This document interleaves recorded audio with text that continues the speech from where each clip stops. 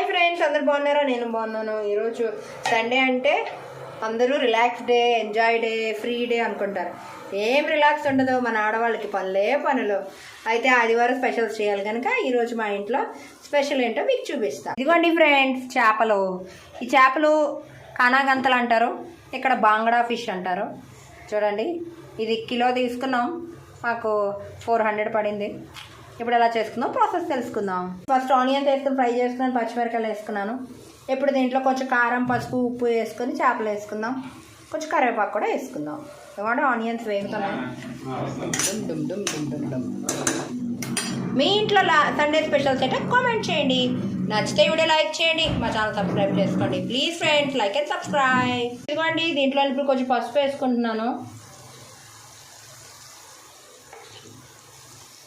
అలాగే కారం వేసుకున్నాను, చేపలు వేసేసుకున్నాను. ఎలా వచ్చిందో మీకు చూపిస్తాను.